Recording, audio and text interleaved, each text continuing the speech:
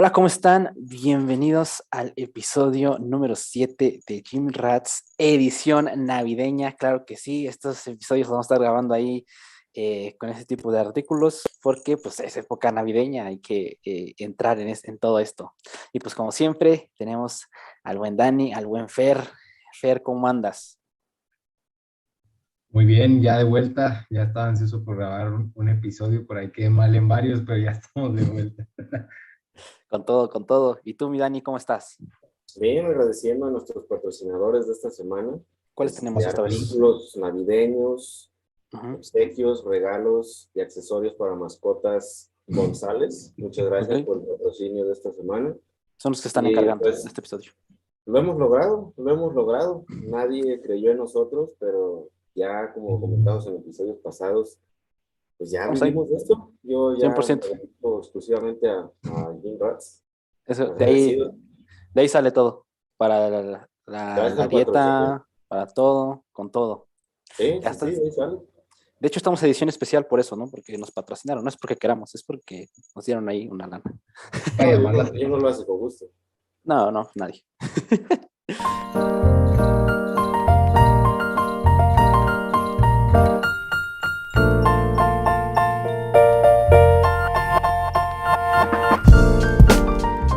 Bueno, ¿cómo andamos? ¿Cómo están? Estrenando episodio 7, edición navideña. Y pues nada, el día de hoy Gym queremos, Rats.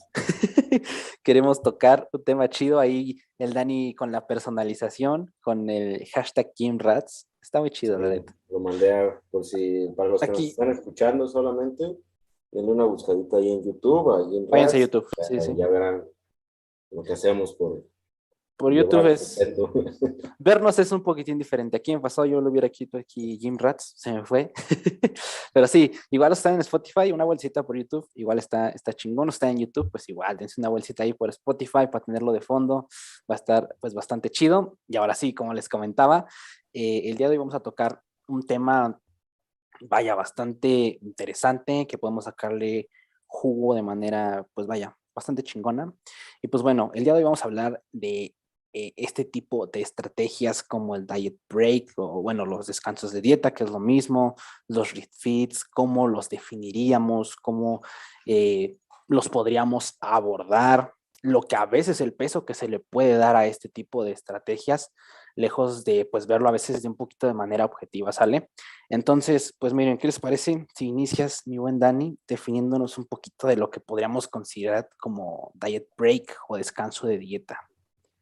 Creo que todos caen bajo el umbral de estrategias de adherencia, de las cuales ya hablaba hace algunos cuantos añitos Lyle McDonald, pero ahí para los que sean de la vieja escuela les va a sonar el nombre, para los que no, pues imagínense un señor muy enojado, que se pelea con todo el mundo, pero que sabe mucho. Ese es Lyle McDonald. Él lleva ya bastante tiempo hablando de eso, de las comidas libre, que han tenido varios términos, comidas libre o comidas trampa, los refits, los diet breaks, y bueno, pues en general, ¿de qué estamos hablando? De entrada, el contexto es la pérdida de grasa. Y ya sabemos, bueno, si no sabemos, comenzando desde ahí, que para perder grasa lo que buscamos es estar perdón, en un déficit energético, un balance negativo, básicamente consumir menos de lo que gastamos en tanto energía, expresado como kilocalorías, lo cual a largo plazo, perdón, como ya comentábamos en el episodio de adaptaciones, pues trae sus problemitas porque vamos a tener más hambre, nos vamos a sentir más cansados, entonces nos vamos a sentir más hambrientos. Entonces, ¿qué podemos hacer en ese aspecto? Tenemos algunas alternativas. Comidas libres, que es lo que se suele hacer en el medio, eh, comer lo que tú quieras, la cantidad que tú quieras, una vez a la semana, básicamente. Y antes se les denominaba comidas trampa, pero Lyle McDonald aboga por eso, recordando un poquito al respecto, de que la narrativa de comidas trampa implica que pues, tienes que hacer trampa a tus propios objetivos, lo cual es bastante extraño cuando vamos a pensarlo. Entonces, un término un poquito más quizás útil para nosotros sería comida libre. Después de eso tenemos los refits. Si lo traducimos literal del inglés, estaríamos hablando de realimentación. Y eso se entiende como un periodo de más o menos 2 días en los cuales se suben las kilocalorías a mantenimiento, ni más ni menos. Y esas kilocalorías adicionales principalmente se consumen en carbohidratos. Y los diet breaks es el siguiente paso. Sería un periodo no de un par de días, sino quizás una semana o un par de semanas de subir las kilocalorías a mantenimiento. Y todo tiene la misma finalidad, promover la adherencia. Y hasta hace 2020 y 2021 tenemos estudios que observan todas estas cosas directamente. Ya estaremos desglosando un poquito al respecto, pero básicamente ese es el contexto. Sí, de hecho, si nos vamos al para qué están hechas este tipo de estrategias o dentro de todas las herramientas que tenemos entran con el objetivo que es una restricción calórica intermitente, que pues, son refeeds, diet breaks, incluso el ayuno intermitente ahí podría entrar y demás. O sea, son herramientas que a final de cuentas nos ayudan en este caso en etapas de pérdida de grasa y comúnmente o la teoría detrás de este tipo de refeeds o de descansos de dieta, pues es básicamente el aumento de carbohidratos con el fin de un mayor almacenamiento de glucógeno o bien de un mayor almacenamiento de glucógeno intramuscular que nos mejore a nivel de rendimiento, que podamos tolerar por ende un mayor volumen de trabajo y quizás mejorar la recuperación. O sea, es como la teoría detrás de los refeeds, de los descansos de la dieta, de eso a que, y también que produzca la liberación de ciertas hormonas, de hambre, saciedad, todo esto. Entonces, de entrada a que funcionen para ese fin en específico, pues la evidencia actual, digamos que no es tan clara. Se ve como incluso en los refeeds, como 1 o 2 días no basta para promover esos aumentos tan bruscos en el rendimiento, quizás sí en el glucógeno muscular, pero es más, como dice Daniel, la adherencia que implican estos refeeds, por ejemplo, estando en una dieta hipocalórica, porque si dicen, ¿sabes qué? Pues vas a hacer 20 semanas de dieta, de las cuales a lo mejor 5 de estas, pues no vas a estar como tal en un déficit, porque vas a estar con un refeed semanal, 2 refeeds semanal, y pues eso mejora la adherencia bastante en el atleta o la persona que lo vaya a hacer, porque dice, pues no voy a estar tanto tiempo a dieta, voy a tener 2 días en los que no estaré en déficit, estaré en calorías de mantenimiento o por encima de, lo cual ya las pajas mentales que se haga cada uno, que si mejora su PR al otro día y demás, ya es cuestión personal, pero de entrada la evidencia nos dice que a nivel, antes se mencionaba que mejorabas mucho, ¿no? De un día a otro, que podrías inhibir las adaptaciones negativas del déficit, es más por adherencia que por un objetivo de rendimiento tal cual, aunque sí puede quizás a nivel mental ayudar a nivel psicológico a entrenar quizás mejor o a tolerar un poquito más de volumen. Ahorita que mencionas, Fer, eso yo siento que igual es bien, bien relevante tener en cuenta el contexto. O sea, tener en cuenta el contexto donde se está llevando a cabo o cómo se podrían llevar este tipo, como lo mencionas, de estrategias, ¿no? Igual cómo pasamos, yo siento que igual parte del hecho, como lo dice Dani, de empezar en una restricción calórica, pero de empezar, digamos, a ponerle un régimen a tu alimentación. A veces está muy cañón o está muy cabrón, digo, yo lo parto desde mi experiencia propia, de que cuando inicias a veces en un régimen estricto, por decir que tienes tu plan y quieres seguirlo así al 100%, muchas veces lo primero que te preguntas es ¿cuándo puedo no comer eso? O ¿cuándo puedo hacer una comida trampa o comida libre? Que yo siento que es como que por lo regular es lo que primero abordamos cuando entramos como que en este mundillo respecto a esto, como que las comidas trampa, los cheat meal, que y ya como vamos empezando como a meternos más a fondo, pues empezamos a ver estrategias como diet breaks, como refeeds que ahorita lo acaban de mencionar, ¿no? Y qué chingón igual que mencionas eso sobre la evidencia, Fer. Yo igual iba a mencionar respecto, de hecho lo vi en el anterior podcast, hace una semana que vamos a grabar, me estaba viendo el podcast de hizo Revive Stronger con este de Jackson Pios, creo que es, y ahí mencionaban respecto a un estudio que apenas había mencionado, había publicado él, del Jackson, en el que pues vio que se hizo, si no me equivoco, fueron 60 y tantas personas que se metieron un grupo de 12 semanas de dieta continua, de déficit energético continuo, y las otras fueron, si no me equivoco, 3 semanas continuo y una semana de diet break, por decirlo así, de refit, creo.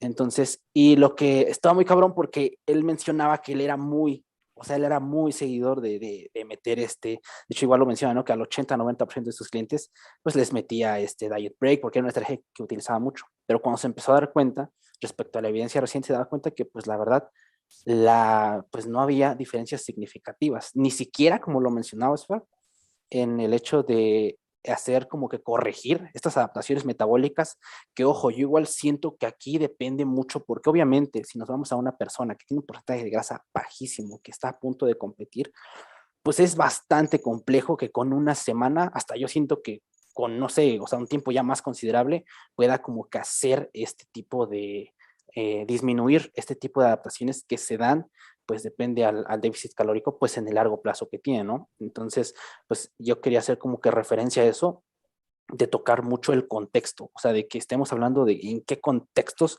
podría venir, en qué contextos podrían venir mejor o no podrían venir mejor.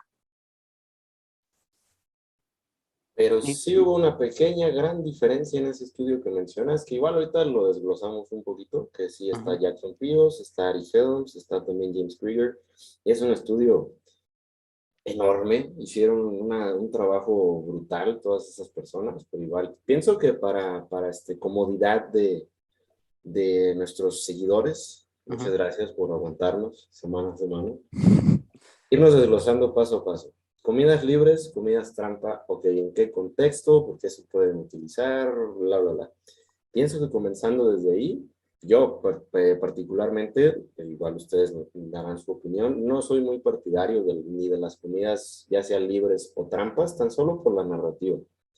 Porque si tienes que estar libre para una comida, eso inherentemente implica que el resto del tiempo estás encadenado o estás con un grado de restricción que te hace buscar un pequeño espacio de liberación. Y por otro lado, trampa, eso es una disonancia cognitiva bien grande, porque oye, se supone, quiero pensar que pues, nadie te está obligando a perder peso, nadie te está obligando a que se vean tus abdominales visibles. No, entonces, ¿por qué tienes que hacer trampa en tus propios objetivos? Eso me pone a pensar por qué necesitas realmente estas comidas.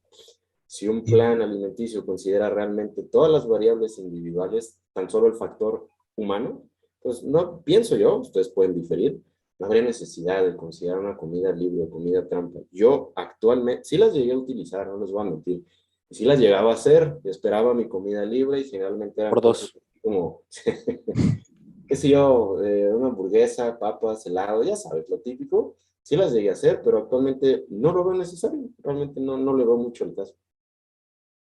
de hecho, si nos vamos al porqué de las comidas libres, o sea, comúnmente los culturistas de hace mucho o de tiempos atrás, esa comida libre la hacían pensando a que era un refit, o sea, ya desde ahí el término estaba confuso, porque la comida libre en ningún momento se ha estudiado con el fin de no llegar a esas adaptaciones negativas o de rellenar el glucógeno muscular o de mejorar el rendimiento en tus siguientes 24 72 horas después de tu comida libre, ni de mejorar el aspecto.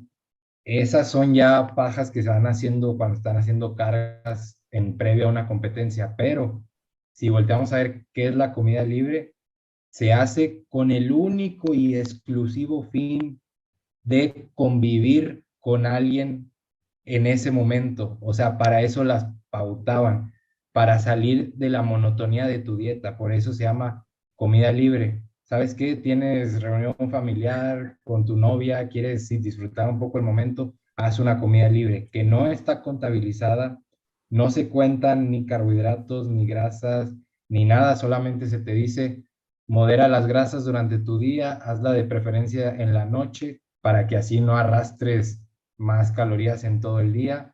Mantén tu actividad alta, pero no estaba contabilizada una comida libre. Es como para salir de la monotonía, el estrés de la dieta.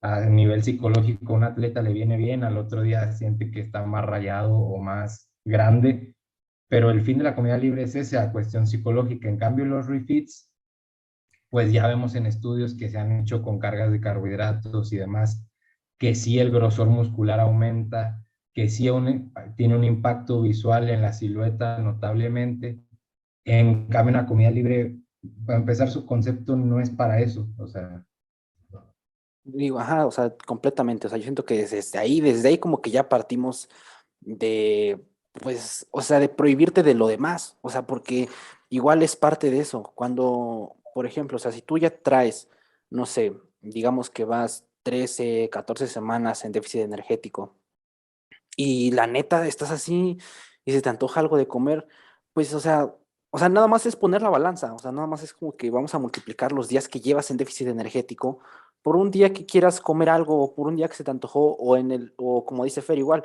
en el caso de que lo pautes para convivir más, porque igual aquí yo siento que es bien importante, otra vez lo mencionamos, el contexto, ¿no? Porque, por ejemplo, no es lo mismo una persona que vive sola, que puede como que crearse él mismo esta burbuja, podríamos decirlo así, de como de, ¿sabes qué? Tengo como que ya tiene muy específico que va a comer alrededor de su cocina y pues vive solo, como que puede mucho él mismo autoempujarse a seguir pues ahí el déficit, ¿no? Ah, por ejemplo, que yo vivo con, pues, con mi familia, con mis papás y pues a veces ellos pues comen, no sé, traen una pizza o pueden traer algo y pues eso, quieras o no, el contexto a veces sí te empuja mucho a decir, y, ¿sabes? E igual en el hecho de la convivencia, si tú sales con tu novia, si tú sales con tus amigos y pues llevas tu topper, digo, obviamente, dejando a un lado que seas un atleta, que ya estás, vaya, a punto de competir o ya tienes un régimen bastante estricto debido a que es necesario porque necesitas empujar esos días, bueno, ahí cambia la cosa, ¿no? Pero si eres una persona única y sencillamente que quiere perder grasa, que se metió o que está con alguien, con tu preparador o con tu coach, con tu nutriólogo que está llevando por déficit energético, pues siento que desde ahí, pues sí, siento que hay un problema muy interesante con denominar trampa a algo, ¿no? O sea, y, igual, ajá, sí, Fer. y cómo ve la gente de a pie, se pudiera decir, a la comida libre, pues la ve como un día completo por esa mala relación que tiene con los alimentos, o del cómo esta narrativa de la comida libre ya se ha vuelto un trastorno de la conducta alimentaria. O sea, ya no es una comida libre. Eso se le llamaba antes, pero ahorita es más un trastorno en la conducta alimentaria, que es llénate de pizzas, de donas todo el día, cuando antes nada más se mencionaba que era por la noche para socializar con amigos, con familiares, y ahora ya es un trastorno como tal, porque la gente no tiene esa relación con la comida de es que solo por convivir.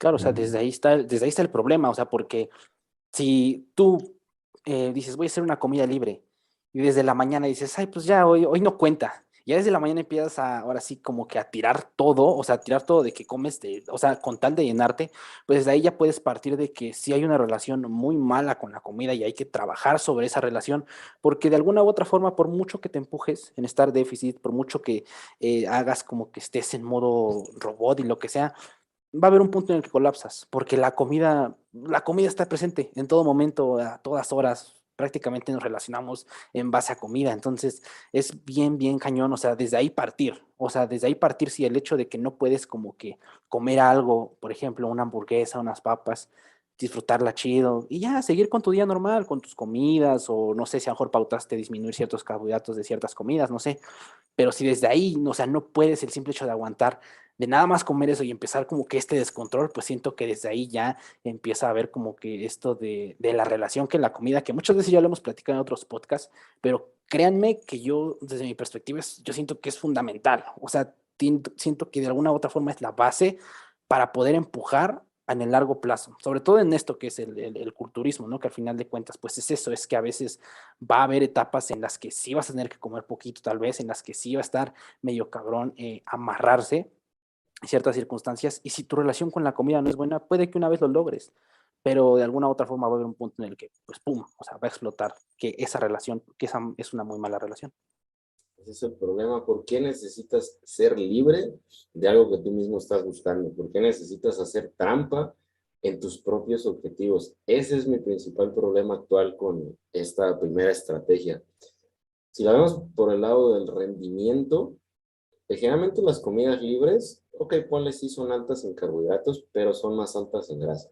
Entonces, si acaso fuera tu finalidad eh, rellenar tus depósitos de glucógeno, lo que tú quieras, pues no lo vas a lograr con una cantidad exorbitante de grasas.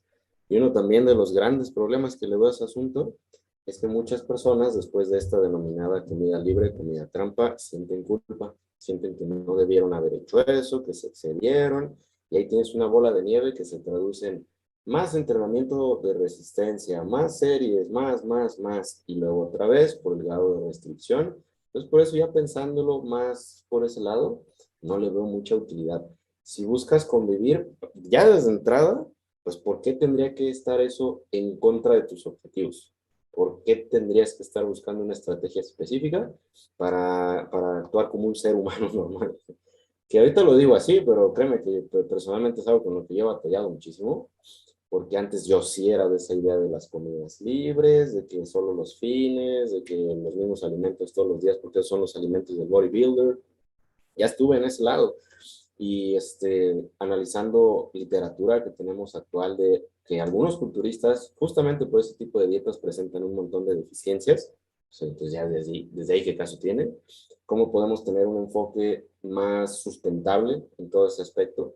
Porque la vida pues no se detiene, no porque seas culturista, no porque no vayas a competir, pero sí buscas los mejores resultados posibles. La vida no se va a detener y lo que sí tenemos que buscar es cómo gestionar esas variables no negociables con todo lo demás que ocurre en nuestras vidas. Por eso, insisto, personalmente no soy muy partidario, pero desde luego, o sea, es que no tienes que buscar un espacio que sea libre. En general buscamos que tu alimentación te permita esa libertad y de ahí la gran utilidad de la flexibilidad en tu alimentación. Y por flexibilidad no me refiero exclusivamente a incluir ultraprocesados, me refiero a que tengas un rango, por ejemplo, de consumo de kilocalorías, un rango de consumo proteico, de carbohidratos, un rango de horarios, que todo eso sea variable, que no te cases con una ideología de yo soy keto, yo soy paleo, yo soy lo que tú quieras, yo soy carnívoro, lo que sea, sino que, ok, si de repente tienes una temporada en la cual deseas disminuir el consumo de alimentos de origen animal, adelante, sin problema. Eso para mí vale más como una flexibilidad que una comida libre. Ok, si lo vemos por el lado del rendimiento, la verdad es que no va a ayudar en absolutamente nada. Y pasando un poquito a lo que ya comentaba Fer respecto a los carbohidratos, ese es un estudio, si no mal recuerdo, que se hizo relativamente hace poco, 2019, creo, para analizar si realmente estas cargas de carbohidratos son útiles en el contexto de un culturista. Y es el Sí, único estudio de su en el tipo. El Arnold único. Classic. ¿Mande? Se hizo en el Arnold Classic con varios competidores. Ese es el de las siluetas, ¿no? Sí, Sí, ese mero.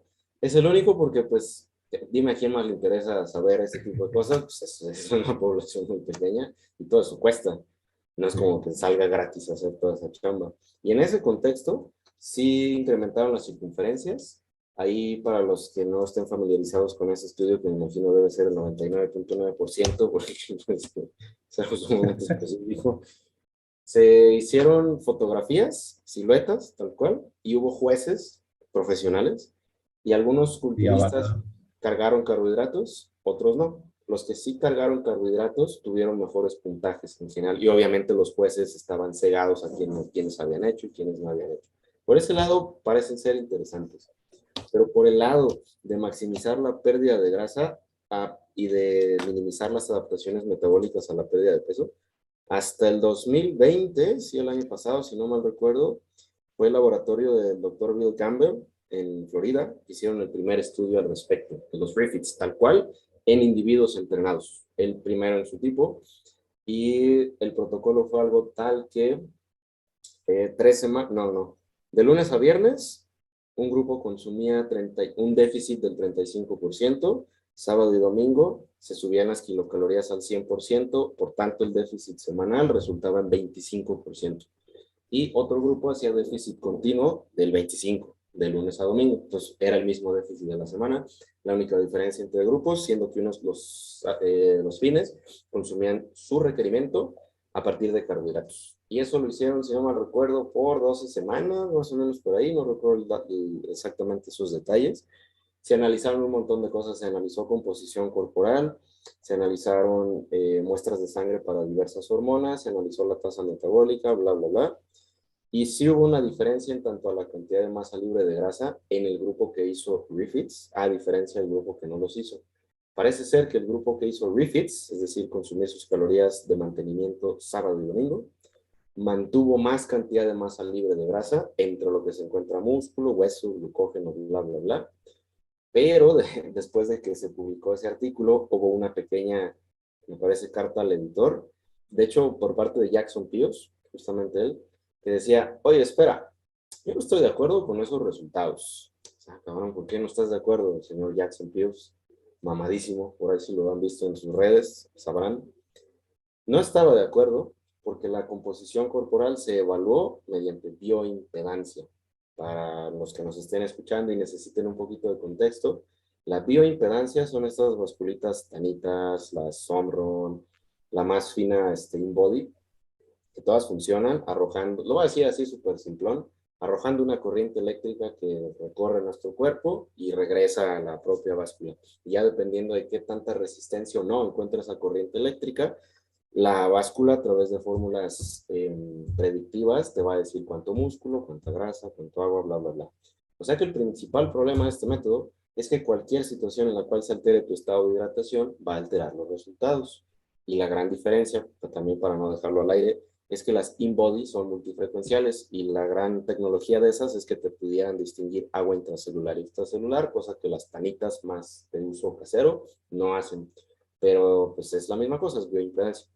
O sea que, poniendo las piezas juntas y entendiendo, y con mucha razón, al señor Jackson Pearce, si vemos que los refits son carbohidratos, y si consumimos más carbohidratos, y con los carbohidratos se almacena más agua, alrededor de 2 a 3 gramos por cada gramo de glucógeno, pues ahí tienes que el estado de hidratación iría a la alta y la bioimpedancia, al haber más agua, va a encontrar menos resistencia y te va a decir que hay más masa libre de grasa. O sea que eso se conocería como un falso positivo. Espero no estar confundiendo los términos, pero eso es lo que significa, que no es que realmente hayan preservado mayor cantidad de masa libre de grasa, es que desafortunadamente en la metodología de ese estudio, la bioimpedancia se hizo con mucha proximidad al propio refit. O sea que si ya quitas eso de la ecuación, pues parece ser que no hay diferencias significativas entre los grupos que hicieron el refit, el grupo que hizo el refit y el grupo que no lo hizo. Ni en cuanto a pérdida de grasa fue la misma, ni en cuanto a tasa metabólica, ni en cuanto a hormonas, todo fue prácticamente lo mismo. Pero sí hay una gran ventaja, que en los dos grupos hubo la misma, prácticamente la misma tasa de pérdida de grasa. Esa es muy buena noticia para las personas precisamente que buscan los fines de semana poder comer un poquito más. Tienes esta evidencia del 2020 que te dice que, pues, no te lo dice directamente, pero así como que rascándole un poquito, nos hace pensar que, ok, si yo hago mis refits, eso no va a retrasar mi pérdida de grasa, siempre y cuando el déficit sea bien calculado a la semana. Entonces, eso, te digo, es Eso es de lo las que, grandes ventajas. eso es lo que iba a mencionar, que justo en el estudio, o sea, hoy en día en Instagram se hacen un mundal de, me encanta la palabra, ya se han dado cuenta de pajas mentales, porque a veces pongo team no pajas en mis redes, así cuando comparto cualquier cosa, porque tienen los conceptos bastante confundidos de que, es que el refit me ayudó a perder grasa. ¿Cómo vas a saber si te ayudó a perder grasa si no conoces las calorías semanales de tu déficit calórico? O sea, cualquier paja mental que te hagas más allá de no calcular tus calorías de lunes a domingo y creer nada más porque sí que meter un refit, dos refits te ayudó, cuando el déficit a lo mejor es igual o incluso menor que estando en una restricción calórica de lunes a domingo, como dijo Daniel, de un 25%. O sea, hay que contar las calorías semanales, o al menos yo así lo hago con los atletas, para evitar esas cuestiones de que los refits sirven para que no me vea flat. No, o sea, los refits no sirven para que no te veas flat, sirve para generarte más adherencia en el proceso de pérdida de grasa y ya, o sea, más allá de eso no hay un beneficio mayor, al menos que ya sea una etapa previa a una peak week, donde como dice Daniel en el estudio de los culturistas, que se midió el grosor muscular por ultrasonido, se tomaron perímetros, se tomó el peso, también se evaluó el estado de ánimo, creo, los malestares gastrointestinales, todo eso se evaluó en el estudio. También se tomaron los datos 2 días antes del pesaje, en el pesaje, durante y después el transcurso ya a la competencia. Entonces, qué chingón estudio, es el único que hay con esas condiciones. Y como dijo Daniel, se veía que el grupo que no cargaba carbohidratos o que no hacía esos refits tan grandes, creo que el grupo uno era de 5 gramos por kilogramo de peso y el otro creo que era arriba de 8 o 9 gramos por kilogramo de peso. 8 a 12. Entonces, y de 8 a 12 gramos. Entonces, los refits funcionan a nivel visual de la silueta, cómo sí mejoraban, a nivel de grosor muscular medido por ultrasonido, cómo sí aumentaba con el grupo que hacía de 8 a 12 gramos por kilogramo de peso la carga de carbohidratos. En el grupo que hizo de 5 gramos o menos, no se vio una diferencia significativa. Entonces, los refits sirven para no verte flat. Un refit de 300 gramos de carbohidratos probablemente no te va a servir en lo absoluto para supercompensar y verte lleno y con ese aspecto que tú esperas ver. Entonces, si vas a cargar, carga bien. No te hagas una paja mental que con 2 gramos por kilo vas a cargar, cuando los estudios se ve que arriba de 6, de 7, de 8 gramos por kilo ya se ve una diferencia significativa al venir ya depletado también de carbohidratos. Entonces, si se va a cargar, que se cargue con bien y bonito como debe de ser para buscar ese aspecto. Y si no, no digas como tal que buscas eso con 3 gramos por kilo. O sea, también hay que volver otra vez a las bases, a los conceptos para no confundirnos. Justamente eso iba a comentar. Refits no es un permiso para atascarte, sí, ad libitum. Refits es más deprimente de lo que pudiera sonar. Es simplemente subir tus calorías a mantenimiento y de carbohidratos. O sea, así como que, ok, para mi refit me voy a echar 3 rebanadas de pan Bimbo adicionales. Y Listo. un huevo, Bye. y un huevo, porque las proteínas y las grasas se bajan. Ya está tu refit, ya quedó. Ahora, en el otro contexto de una carga de carbohidratos, pues tan solo imaginemos lo que son 8 a 12 gramos por kilogramo de carbohidratos. Eh, Inherentemente te va a colocar en un superávit energético, cosa que un refit literalmente, por definición, no hace, te deja en mantenimiento. Y eso sí, mantenimiento de tu peso actual. Si ya has perdido peso, no creas que con el peso inicial. O sea que estoy un poquito más triste. Y de todo el contexto de pérdida de peso, ¿pueden los refits ayudar a maximizar la tasa de pérdida y minimizar la tasa de, de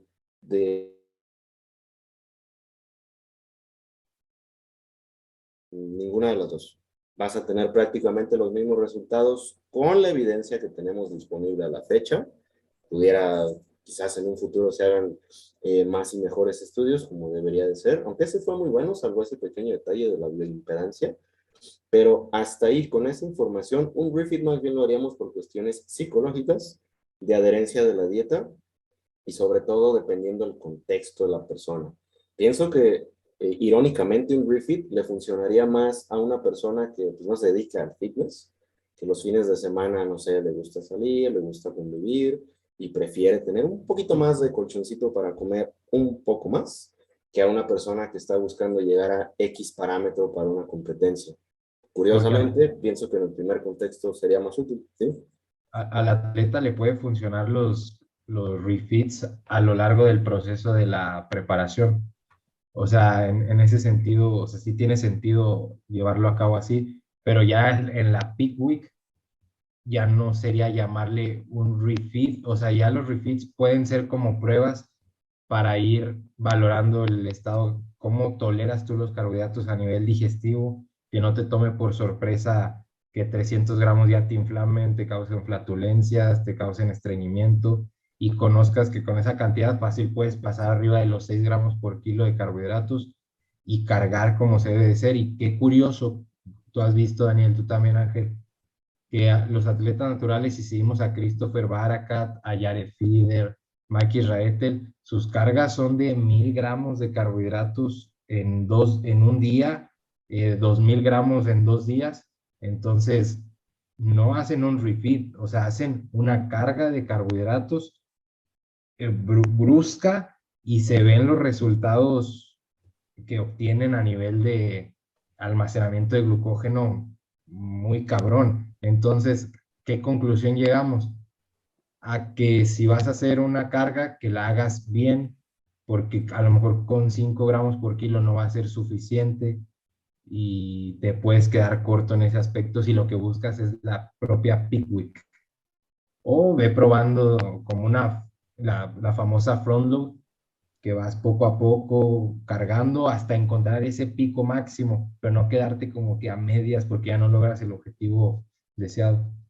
Claro, y igual para ir un poquito cerrando este tema, siento que aquí es bien importante como hacer esa gran diferencia, ¿no? A veces, porque cuando estamos en las peak week y todo eso, es una carga de carbohidratos, ¿no? Y como lo mencionas, Fer, o sea, sí son cargas que de alguna u otra manera sí tienes como que si tú vienes de un déficit energético muy, muy bajito, o sea, sí tiene que haber un previo o sea, tienes que hacer varias pruebas y ahí es donde podrían entrar los refits de alguna u otra manera. Pero un refit va más en sí en general al cómputo calórico, ¿no? Eso es lo que yo llego a ahorita a lo que estaban hablando.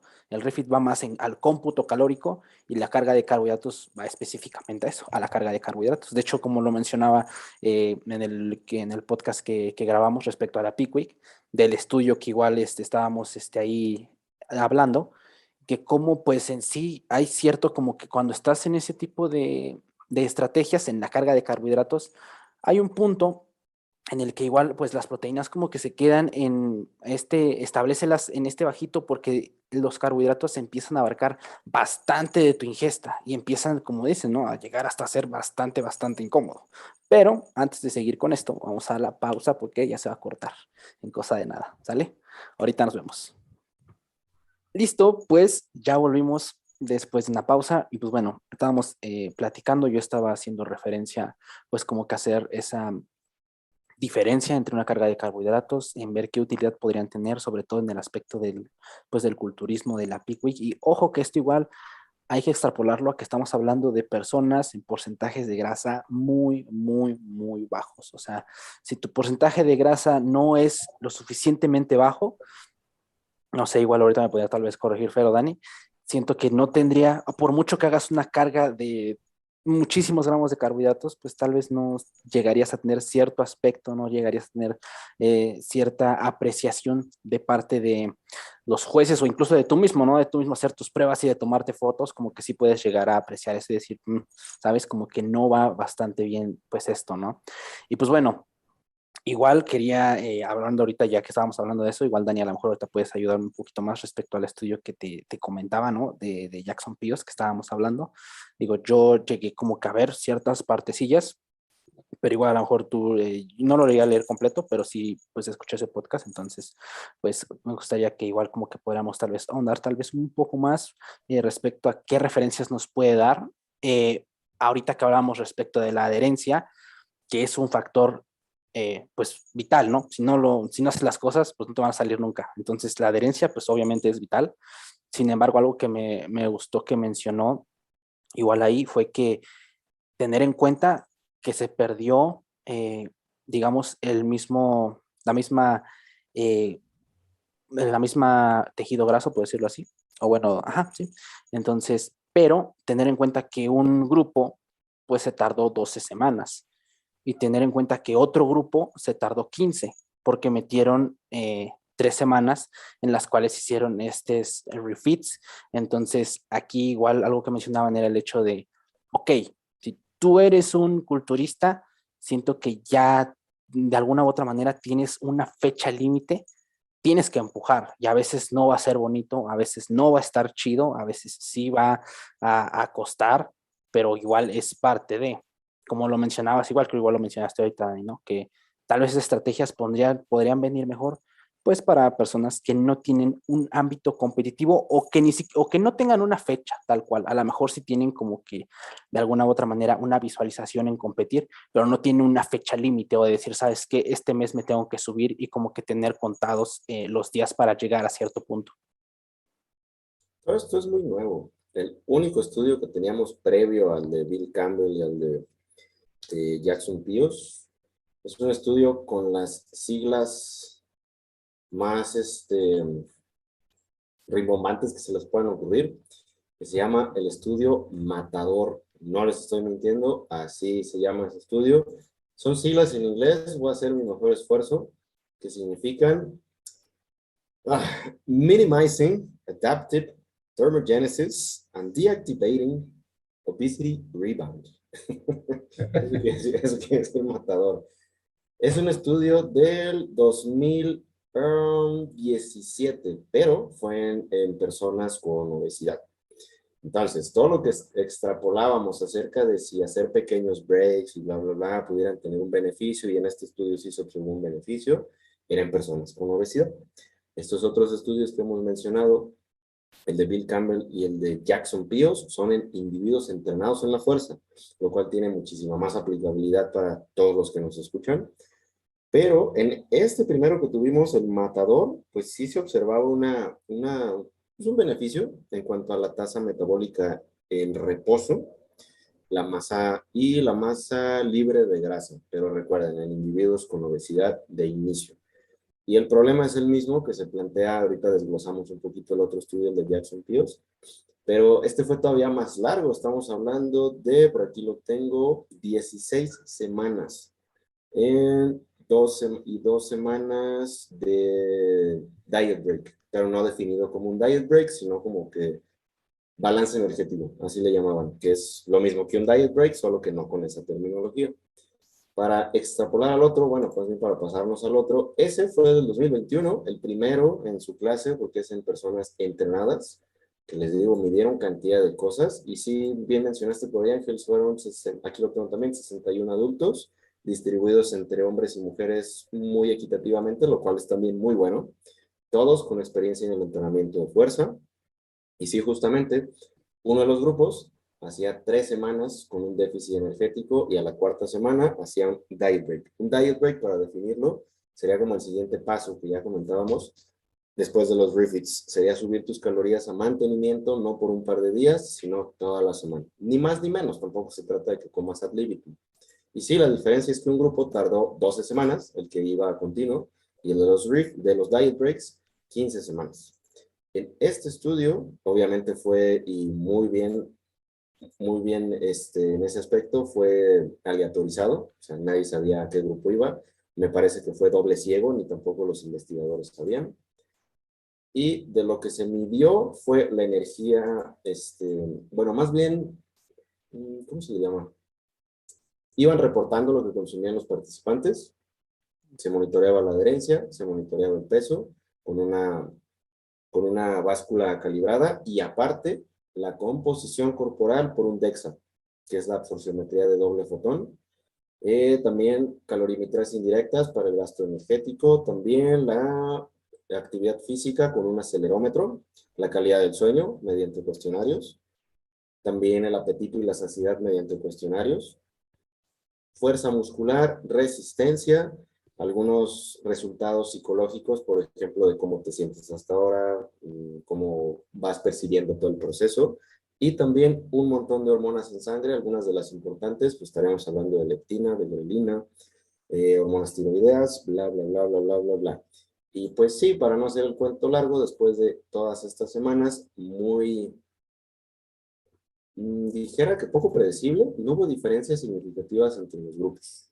Y fue un estudio sumamente controlado porque midieron cantidad de cosas.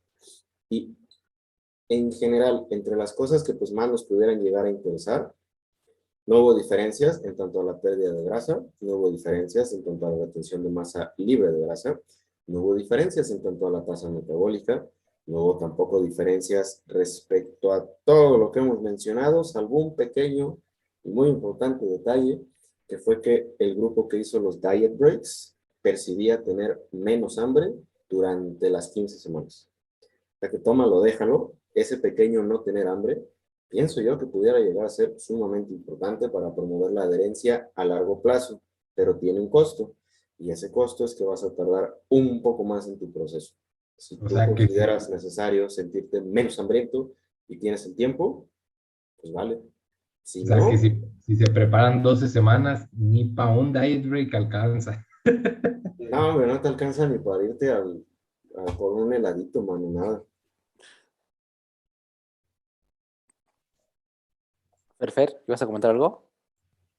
Y lo que yo he hecho diet breaks con varios atletas, con Laura he hecho de todo. En primeras preparaciones de Laura, y creo que fue la que Me gustó más cómo se llevó todo el proceso cuando fue al Mister México Juvenil del 2019. Ahí sí implementamos diet breaks durante la preparación.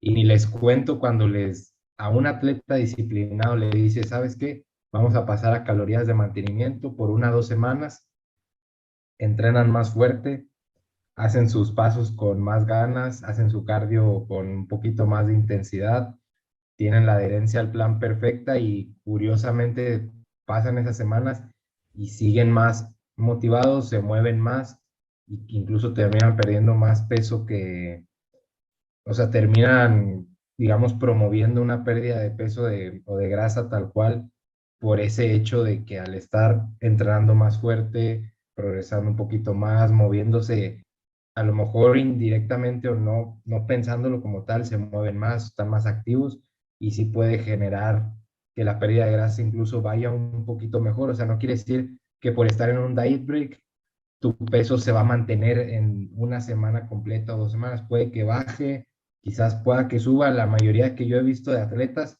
en diet breaks bajan, o sea, dan un bajón drástico, pero porque están más activos. Al final terminan generando un déficit por, por moverse más, por gastar un poquito más de calorías y a nivel de adherencia les va muy bien. Ahorita ya, de alguna u otra forma, empezamos como que a llegar a las conclusiones, ¿no? Ahorita respecto al estudio que estábamos hablando, en el que pues vaya, se analizaron respecto a todo esto, como decía Dani, para que al final veamos que no hay diferencias significativas a diferencia de eso, que el grupo que estuvo más tiempo, pues empezó a percibió, mejor dicho, menos hambre, ¿no? Entonces, yo siento que igual no se trata, como siempre lo hemos dicho, y siento que esa es una frase que siempre decimos en el podcast, no se trata de blanco o negro, se trata de ver cuáles son los contextos de cada persona, se trata igual de ver realmente qué le puede venir mejor a alguien, porque al final de cuentas, tal vez si estamos hablando de un culturista ya de muchísimos años, con, vaya, bastante experiencia, pues tal vez a ese tipo de culturistas, ese tipo de personas, pues lo mejor sea pisar el acelerador. O sea, si esa persona sabe y tiene este contexto, pues va, al final de cuentas son más días en déficit energético.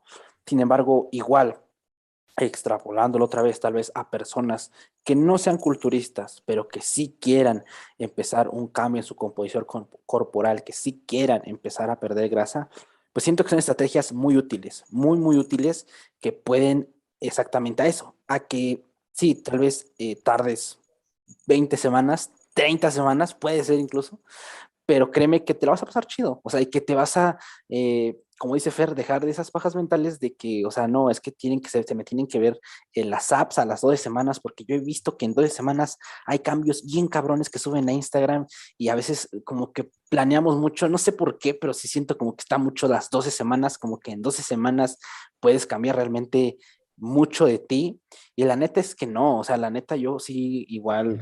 también quién lo pone, o sea, curiosamente las 12 semanas empiezan con 300 miligramos de trembolona a la semana, más de 100 microgramos de clenbuterol, hormonas Pero esos tiroideas. son detalles, insistimos. Ah, sí, cierto, sí, cierto. Eso nada más son pequeños detallitos, eso no lo dicen, pues no, ¿cómo crees? E incluso No. no son 12 semanas, yo he visto que en 21 días ya puedes hacer un cambio radical en tu vida, entonces no sé qué clase de fuentes estén consultando, pero pues hay que... Es que, y no, es que está cabrón porque ahorita que, por ejemplo, ahorita que estamos hablando de todo esto, ¿no? Sé que a veces, por ejemplo, si alguien está como que escuchándonos y por primera vez dices un déficit o estar en régimen, que otra vez lo mismo, ¿no? Entrar en el hecho de qué es considerar régimen, que no. 20 semanas es un chingo y yo de alguna u otra forma sí choqué mucho con eso porque yo personalmente sí tenía mucho o sí tenía muy arraigado el hecho de las 12 semanas. O sea, en 12 semanas tengo que cambiar, en 12 semanas tengo que cambiar. Y quieras o no, te defrauda bastante. Te defrauda bastante ver que 12 semanas hiciste las cosas al 100 y la neta el cambio Es no es tan que, grande. es que aquí no es como porque el coach te quiera preparar mucho tiempo, o sea, no es una ley. O sea, tampoco hay que irnos al extremo de decir que prepararte poco tiempo está mal, siempre y cuando el atleta esté consciente del proceso al que se va a someter. El problema es cuando el atleta no entiende ese contexto y ya sufre de trastornos de la conducta alimentaria durante esas 12 semanas. Pero como, o sea, no, tampoco está mal prepararse poco, siempre y cuando ese sea tu objetivo, o sea, que dices, ¿sabes qué? A mí no me gusta estar en déficit, lo voy a hacer a rajatabla 13, 15 semanas. Quiero pasar el menos tiempo posible en déficit en el año y quiero prepararme para competir. No estoy en un porcentaje de grasa alto, ando en un 10, 11, voy a bajar al 5, voy a perder 5 kilos en 13 semanas. O sea, es Válido. algo, ajá, o sea, es algo realista Ujú. y no es necesario prepararte 30 nomás porque en Instagram se dice que más es mejor, siempre y cuando el individuo esté en ese contexto que las 15 semanas a lo mejor le vendrían bien. O sea, si va a estar listo en 15, ¿para qué lo alargamos a 30 que psicológicamente va a decir, ay, güey, no, pues mejor no me preparo si voy a estar medio año en déficit? Dani. Pues escuchas de todo. Por ejemplo, Jeff Alberts, el padrino de 3DMJ, culturista natural ya de toda la vida. Digamos, por lo que yo sé y por lo que he leído en sus publicaciones y escuchado en algunos de sus podcasts, actualmente aboga por preparaciones un poquito más largas, porque eso le permite mayor flexibilidad con su vida de padre de familia, su trabajo, lo que tú quieras. Y es totalmente comprensible porque es una persona ya con mucha experiencia, ya lo ha hecho de todas las formas posibles y ves que se beneficia de ir poco a poco haciendo más refits, haciendo más diet breaks y como que sí empujar, pero también de repente hacerse un poquito hacia atrás. También he visto que Alberto Núñez hace preparaciones un poco más largas, pero también depende del contexto. Y hay que entender que lo que se busca ahí, pues es que las nalgas se te vean rayadas, o sea, eso no lo vas a lograr en 12 semanas. Y sí necesitas ir con cautela y pasito a pasito. Que eso sea aplicable a personas que simplemente buscan ver por primera vez sus apps visibles, probablemente no, pero ese es el asunto, que aquí es donde tenemos que tomar decisiones y es también parte de la práctica basada en evidencia. El tener experiencia y el tomar decisiones no solo con lo que te dicen estos estudios, porque no te dicen cómo aplicarlos. Y esa parte es complicada. No te vas a encontrar ninguno, por más que busques, de personas pues respetables, que te digan, ah, sí, refits cada tantas semanas, diet breaks, hazlos cada tantas semanas. No, no tenemos tal conocimiento. Y esa pregunta se le hice también personalmente, si no me recuerdo, a Eric Trexler, bueno, no personalmente, en alguna charla, de, oye, ¿cuándo, no? ¿Cómo sabemos cuándo hacer alguna de estas? Si no mal recuerdo, su respuesta fue algo así como cuando encuentres fricción, cuando ves que estás como que ya chocando, adelante, no hay ningún problema en utilizar ni refits ni diet breaks, ya dependiendo del contexto, qué es lo que necesita la persona en ese momento. No Pero se no va a es esperar cuando, así como que, no es cuando te estás viendo flat. ¿mande? O sea, no los vas a hacer cuando te estás viendo flat. No, pues es porque pues va súper bien. Si estás notando eso, estás encaminado en el déficit. ¿Para qué le mueves? Si no está roto, ¿para qué lo arreglas? Y esa es otra de las cuestiones. A veces es tan simple el proceso que pensamos que algo tenemos que moverle. No, es que ya, mira, tengo que hacer un refit, tengo que hacer un diet break, tengo que hacer esto, aquello, moverle y cuantificar y bla, bla, bla. A veces solo tienes que ser paciente y ya, y seguir haciendo lo que estás haciendo, pero sabiendo que cuando tienes un poco de fricción, en palabras del propio Trexler, pues pudieras utilizar cualquiera de estas estrategias. Que eso vaya a hacer la diferencia de la noche a la mañana, lo más probable es que no, pero tienes esas herramientas, simplemente son más herramientas en tu caja de herramientas. Y es válido el decir que la fricción puede ocurrir, que sientas esa fricción a nivel psicológico, Ujú. tal cual. O sea, a nivel psicológico, ¿sabes qué? Quiero hacer mi refit el jueves y el viernes porque el sábado entreno push y quiero sentir que va a mejorar mi rendimiento ese día, que me va a sentir un poquito más lleno.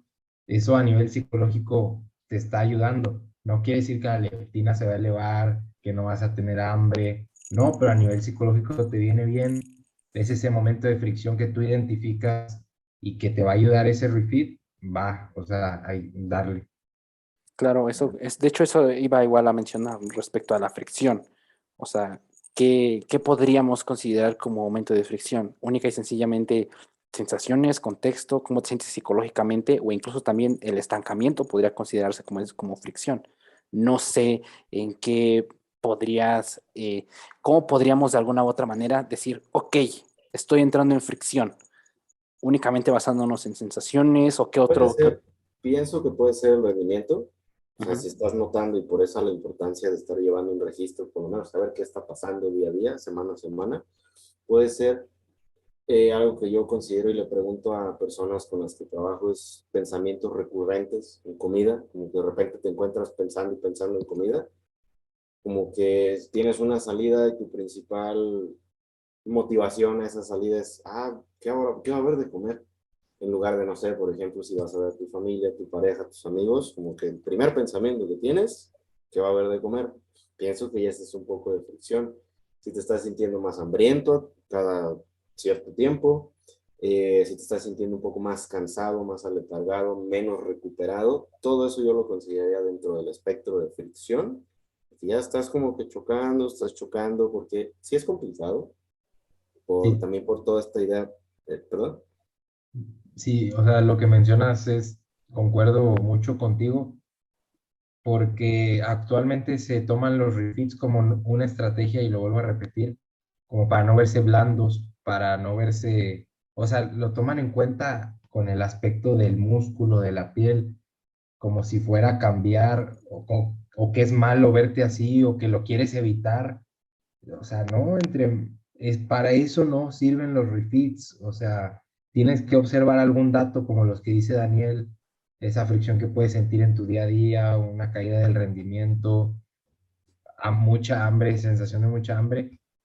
O sea, que tu indicador para hacer un refit no sea el que te veas flat o el que te veas blando. Ese no es un indicador. A menos que tu rendimiento se esté viendo afectado, que tengas mucha hambre, que no puedas socializar en ningún lado. Eso es un dato objetivo por el cual decidir un refit. Totalmente. O, por ejemplo, si estás utilizando la bioimpedancia, que te esté marcando, perdiste músculo, la bioimpedancia te dice que perdiste músculo, pum, refit.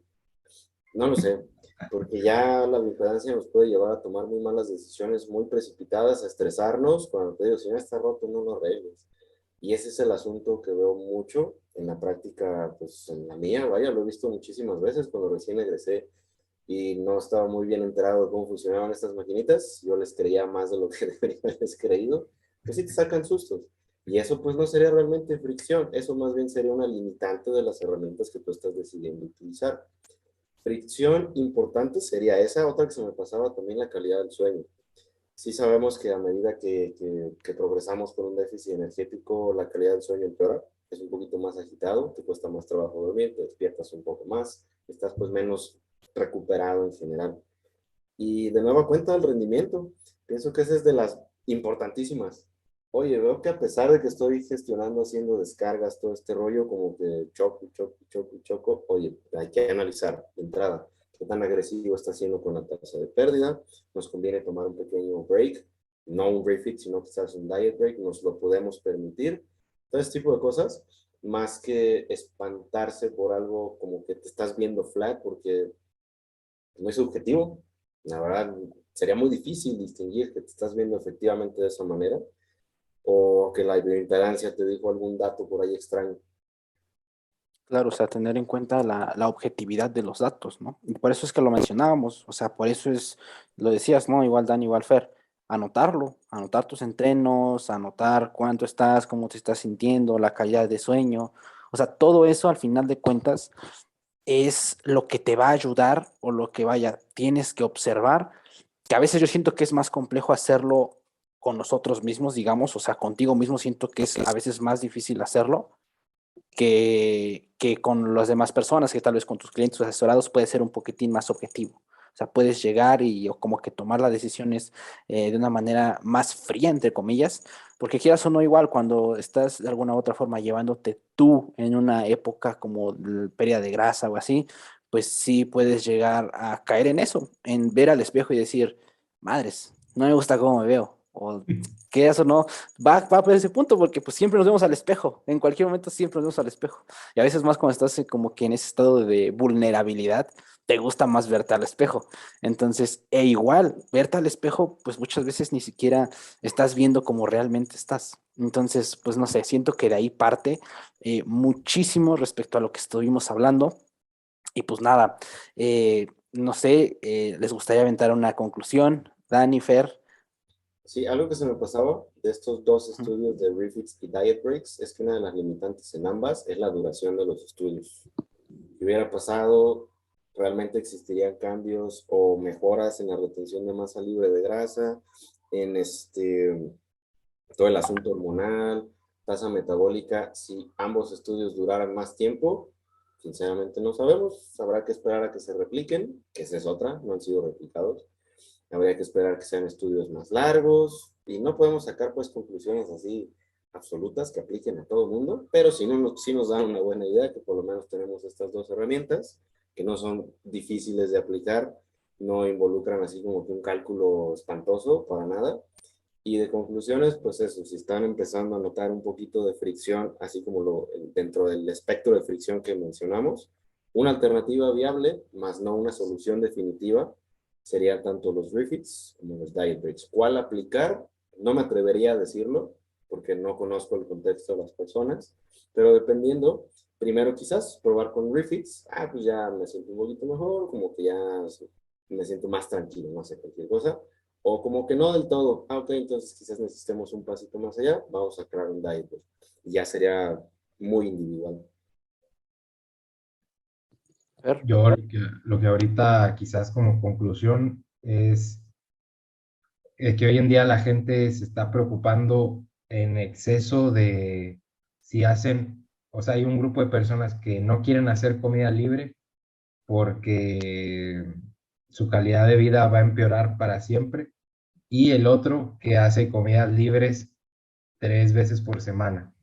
Los que escuchemos este podcast esperemos estar en un punto medio en donde la comida libre es para socializar con la familia, no se pauta, no es todo el día, es nada más algo familiar, algo para socializar y no para echarnos 3 días de comida libre, pero tampoco para hacer como tipo team real food de que mi comida libre son edamames con salsa de soya o a cualquier cosa de estas, tampoco. Si tú haces actividad física, haces tus 5 10,000 pasos, entrenas fuerza 4 veces por semana, no consumes alcohol, drogas, no te inyectas, bueno, ahí yo me chingué, pero no te inyectas, entonces, pues no hay que irnos a los extremos, o sea, una comida libre no va a afectar ni ser así tan minuciosos. Claro, pues ya como igual conclusión que me gustaría agregar, pues es igual eso, o sea, tener en cuenta mucho que cada caso es un caso, que no hay nada absoluto, que ahorita estuvimos hablando respecto a refit, diet breaks, en ciertos casos, los que se han puesto en ciertos estudios que estuvimos hablando aquí, que podrían, al final de cuentas, todo eso es para que nosotros leamos e interpretemos y de alguna u otra manera poder llevar y o tomar decisiones en ciertas circunstancias, que como lo mencionamos, o sea, no es que hacer refits sea lo mejor del mundo, ni tampoco sea lo peor del mundo. Simplemente es cuestión de tener los contextos, lo mismo con los diet breaks, lo mismo incluso con las comidas libres, desde como que el concepto de comida libre. Entonces, pues nada, al final de cuentas, como siempre hemos dicho, el culturismo es algo, pues, es muy chingón, la neta es muy, muy chingón y a veces empuja un chingo a que tu estilo de vida mejore. O sea, sé que a veces como que es medio obsesivo en cierta parte de es que voy a entrenar y anotar mis entrenamientos y así, pero créanme que cuando le agarras cariño como que a este mundillo un poquitín más respecto al culturismo, el estilo de vida sí que se ve beneficiado, casi siempre. Entonces, pues nada, eso era lo último que quería agregar. Eh, Creo que hasta aquí vamos a dejar el episodio número 7 del día de hoy. Fer, Dani, ya nada que agregar, alguno de los dos. Me recordaste solamente a un estudio que se publicó hace relativamente poco, de si todo este asunto de contar kilocalorías, no recuerdo los detalles, sinceramente. Es el que acaba de Pero salir, ¿no? Pues sí, sí se relacionaría con trastornos de la conducta alimenticia, porque esa es la idea que tienen muchas personas, contar calorías, no, ya estás enfermo. Y pues parece ser que no hay tal relación, no es como que ya contaste calorías y ya traes un trastorno de la conducta alimenticia. Y al menos con ese estudio que les debo los detalles, porque ahorita nada más me acordé así como que de repente, pues no parece haber tal cosa. Entonces sí, indudablemente tener ese empoderamiento para controlar las variables, pues creo que tiene más positivos que cosas de las cuales nos pudiéramos preocupar, siempre y cuando, como bien comentó Fer, pues no estemos blanco y negro, existen muchísimos matices, y esa es de las partes más complicadas, como que ese pensamiento crítico. Y también para no escucharme tan extremista, si ya te gustan comer edamames, pues cómelos, tampoco te estoy diciendo que esa no sea tu comida libre, o sea, si la disfrutas, siempre y cuando no te genere un trastorno de la conducta alimentaria y después le niegues a tu mamá unos ricos huevos con frijoles, no hay problema. Pues bueno, entonces hasta aquí vamos a dejar el episodio del día de hoy. Escúchenos en Spotify. Si estás en Spotify, échate una vueltecita a YouTube. Ahí también se suben los videos. Ahí puedes ver nuestros gorros con nuestros patrocinios del día de hoy. Que, Dani, ¿cuáles patrocinios tenemos el día de hoy? Sí, nuestro patrocinio del día de hoy son artículos navideños y para mascotas González. También nos patrocina Edamames Panas Saludables López, si no mal recuerdo. Gracias a nuestros patrocinadores. Claro Gracias que sí. también a todo el público que nos ha escuchado. Todos los que llegan hasta aquí, la verdad, mis respetos. Un Y chingo de pues gracias. les digo, lo hemos logrado, ya estamos cerca de quitarle el trono a Marta de Baile en todo lo que corresponde a podcasts. Ya estamos a nada. Vamos a Cuestión de... nada, yo sé que con el apoyo de nuestros seguidores lo lograremos. Antes de que se acabe el año lo logramos. Es un Darle hecho. el trono. Sí, sí, sí, ya también vamos a lanzar nuestra línea de shampoos y acondicionadores como Marta de Y de Baile. suplementos también de suplementos. No lo Pues sé, no me cámara. quiero meter todavía ese asunto porque la funa. Nos estamos viendo. No, Muchas gracias a todos por estar aquí. Bye bye. La próxima semana.